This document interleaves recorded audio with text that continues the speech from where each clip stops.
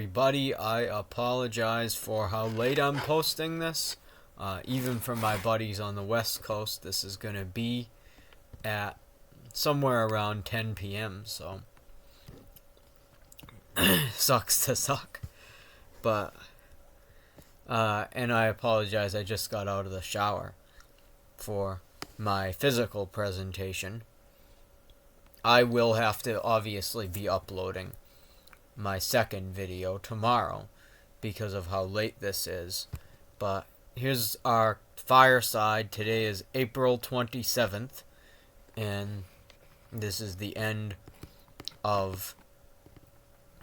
week ending in April 27th. We're nearing Trump's first 100 days as president. So, what happened this week? Big things, as for the past couple of weeks. Much bigger than ever before. So, Supreme Court, 1 in the morning. I remember it actually because I'm somebody that stays up this late very often. So I remember one day I was drifting off to sleep. Notification was on my phone, and it was a news-related notification. Open it up, and it's the Supreme Court made a 1 in the morning ruling. 7 to 2. But the remaining 2, it was Mitch McConnell objections. It was all about process and not about the merits. So they all said that you can't send any more people to El Salvador. And weirdly enough, and maybe this is just that the news isn't reporting on it, who knows. But weirdly enough, to my knowledge, the El Salvador stuff has actually stopped now, which is bizarre. Again, Trump's a dictator right now. At least that's the best way to put it. And he's disobeyed a Supreme Court order once. Maybe he's choosing to obey this one. I don't know. Maybe there's still some kind of fear/respect that he has for the court. I can't imagine it's much. But, and the best way to describe somebody at this point, this has never happened. Andrew Jackson was about not being willing to enforce the order of the court on a state. That was different. There's never been anything like this, a direct disobedience of a court order. Never. That's what dictators do. Anyway, but again, we have obviously, and maybe it's the wrong term, but I've been saying it for the past week. I'm going to continue unless I have a damn good reason not to. Hopefully impeachment. He is a dictator, but the nice thing about it is that he has dementia, and so he forgets that he's a dictator. He's over and over and over again said things like, I respect the Supreme Court. I respect the Supreme Court. Of course I'd listen to them. He says things like that over and over and over again. And I think that in his case, the whole White House is acting like that. But in his case, I'm pretty sure that it's not a strategy. It's just dementia. That's what Alzheimer's or any number of other types of dementia do to your brain. So that means that he has forgotten the fact that he can abuse us quite as much as he would want to. And that's nice. So anyway, yeah, they did an emergency order because the court did not forget. And apparently he's listened to them. And the whole El Salvador thing has temporarily been stopped. Now, companies do that all the time. They temporarily stop something, wait till the resistance goes away, do it, and dare people to protest again, and it's rare. So, It's rare that has any that the protest happens again. They test the boundaries like that. That's a common strategy with companies. So maybe I'm reading too much into it, but that's good news, and I have plenty of bad news later on. So, but that was a major piece of good news. Elon leaves. So, that's another piece. So, Elon left a couple of days ago. I think it was Tuesday. Elon left his position as special government employee, and it's amicable, as we all predicted it would be, because he has the money and Trump is all wants to be his friend because of the money, because that's all he has ever knows, all he respects. So Elon is a big deal leaving, though. He was one of the major sources of talent in this whole process. And it's never a good sign for your dictatorship when you have to outsource your coup. And that's exactly what Elon was. He was a major source of talent. Unfortunately, not the only one, but a major source of talent in trying to overthrow the government. And we have been able to make his life enough of a nightmare without even having his Twitter his Twitter loans called in. Just what we've already done has been enough to make his life miserable enough that he's decided to leave, which buys some amount of safety, I don't know how much, for the American people. So yes, this stuff works. Keep with your boycotts. Keep with all of that stuff. Don't use Amazon. Just don't. Don't use Airbnb because they make agreements with Elon. Don't shop at places that donate large amounts of money to Trump or to the spineless Republicans that are letting him get away with what he's getting away with. It works. And this is a winnable race. I won't say it's ours to lose, but this is definitely winnable. Again, we had a quarter of the participation that we needed on April 5th. That is not too bad. We had half of the people, and we had maybe half of the effort, maybe. But we're a lot closer than it seems. By the way, General Strike US. Please make a public statement very soon about the security of your website. If it's not secure, make it secure. Possibly have this be something that you can do over Signal or something like that. People do not want to open themselves up right now, and there's good reasons in light of the news that I'm about to bring soon. So, yeah, there are good reasons why people don't want to give their real names on an unsecured website right now. So, one last thing before we get to serious news. Baby bonus policy that Trump suggested. Probably another one of his tweets.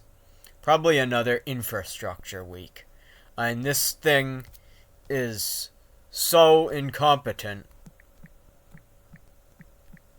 This whole self-proclaimed administration is so incompetent, and Republicans for a long time actually is so incompetent that I just can't imagine that they could ever do something like this competently. There have been other countries that have done it. Australia did it. Hungary did it, which is sadly one of the places they admire. And a whole bunch of other places have done it. I think Sweden as well. But I don't think that very eclectic group, definitely Israel. They're on top of all of this stuff when it comes to family values. They're the best in one. They're the best country. I'm almost certain of it in the whole world when it comes to a lot of intangible statistics, which is why it's a shame that Netanyahu has had so much power. That only happened because they were afraid of, because they had a population that was afraid of terrorism and of the people that surround them. And that whole situation was very sad. But maybe they will eventually, someday soon, have democracy again. And when they do, they'll have a lot more to rebuild with than we did. I still think that in many ways we should follow their example. Anyway, so the real news of this week. This is the big news. Remember when I said last week that these people, that what he did, that he did his coup in the end was not a physical coup. It was a mind trick. It was a shell game. It was playing with our emotions in order to proclaim himself dictator without the need for any bloodshed. Well, I've been proven wrong.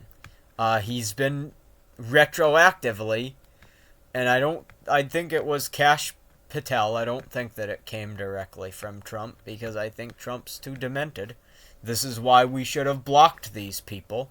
This is why we should have shut down all of the highways and protested like never before in order to block these people from getting confirmed. But it's too late now. I hope that we have learned lessons from our failure. That's something I'm going to ask Rick Wilson about, by the way, if I ever get my question pulled at a town hall. So, these people, but this was why I was terrified of these people getting into their positions. I was right, and Kash Patel arrested a judge. That's what happened. He arrested a judge that was practicing her powers. She was practicing her powers. I forgot her name because I forget names all the time. She was practicing powers that she had, powers and duties of her office as a judge, and was arrested for doing that. That is coup. That's a coup. It was a state judge, so this is an assault on federalism. That Wisconsin DA, attorney AG, should file charges. If it's not a Trump sycophant, of course. If it's a real person, a real somebody who takes their job seriously, they should file charges. This was a coup. This was part of a coup. I mean, the main part of it's already been done. But, so the race is on. That's the main point of all of this, is that the race is on. These people, they're trying. Kash Patel is a self-starter, to some degree at least. I was thinking, and for a long time, this was borne out. I was wondering whether he was a self-starter or he was waiting for orders that would never come because Trump is demented. Well, he's, at least to some degree, he's a self-starter. This is the scary scenario. We have self-starters in the White House, and they want dictatorship. That said, it's not the end. This is not the end. If it happened earlier in the week, I would have made an emergency announcement about this. This is not the end, though, because of the next thing I'm going to do, and I have a video that I have to post. I'm going to post it in the description from Rick Wilson. It's the only thing that I'm going to be posting in this description, because I got to get this out to y'all. Rick Wilson made it, and he said that the numbers don't lie, and he made a whole video about how Trump's polling on everything, including immigration, which was a major strong suit. I don't understand why. It's one of his weakest issues, in my opinion. It's blatantly cruel and unrelated to the rest of what he ran on, but it's very popular with people in a way that something like pro-life even seemingly isn't. I think there's a lot of closet pro-life people out there, but supposedly it's not that popular. 48, 45, 43%, whatever it is. Supposedly. Immigration, nope. And it's weird, because immigration is the cruel thing, but maybe I shouldn't be so surprised. We're a very sick country. But anyway, his popularity, even on that, is falling. People are paying attention now to due process, especially when he said about the homegrowns. I think that got a lot of selfish people off the sidelines. And Harvard is still standing its ground. I have not heard of just about anybody. I heard of one law firm that capitulated. They probably prepared their statement a week before. One law firm capitulated after Trump became a dictator on April 14th. One. Everybody else has been holding strong. So far it seemed like that bet that I made when I heard from Senator Chris Murphy. Go to my previous fireside, and in the description is his video. It seems like that bet has been a success. They have. Leaders in academia and business have stopped capitulating. Then it's a little late, but still. So, this is a race. They are showing strength that we haven't seen before. They're also showing a lot of weakness still, like somebody sharing stuff with their a defense secretary that has to have their wife on them everywhere that they go because they're too embarrassed to ask for accountability or help from the people from their male friends and their male staffers and stuff like that. So he has to have his wife on him as a emotional support animal to keep him from drinking and acting out sexually. You know, you shouldn't put addicts.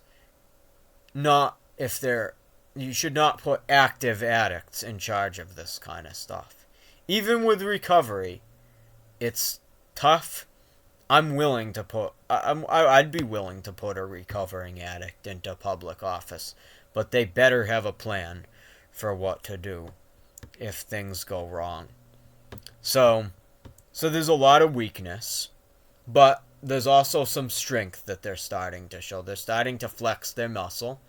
This is a race that they can win. It's theirs to lose, sadly. But I believe in strange things, and I believe in that God is on our side. And this is still something that's very much winnable for us, even as they accelerate, and even as they move towards the kind of things that really would be the end of mankind. They're not there yet, and this is very much winnable. So, this is a race, and only God knows what the outcome will be, but it just better, we don't have the luxury of losing. So that's and then the final thing is Gavin Newsom and his smarmy statements about how, oh, this is a distraction. Well, first of all, it's not a distraction. It dropped down his approval rating his approval rating on immigration is -20 almost. So this is not a distraction. And that was a core issue for him. And it's not a distraction. Gavin Newsom is in danger if Trump is a dictator. That's what Kilmar Abrego Garcia is. Kilmar Abrego Garcia is a human being, but for Trump, what he is a press release where Kilmar Abrego Garcia, a living, breathing human being, is a press release for Trump, is a press release where he can tell the world and officially declare that he's a dictator. But Gavin Newsom is either dumb as a doornail or he just doesn't understand for whatever reason that that's what this is. And he is the exact kind of person who is in danger because of this, more so than even me. More so than you, my viewers. So, yeah, my next video, I do not have chapter 6 ready of my paper. I haven't even started, by the way. And it's what I already had months ago is there. But I have a core philosophies video that I'll be doing tomorrow. I think tomorrow later on in the day, if I can get the time. And I am going to get that uploaded to you as quickly as I can. And I will see you then, hopefully tomorrow. And sorry I was so late. God bless you all. You're gonna need it. I love you. Bye.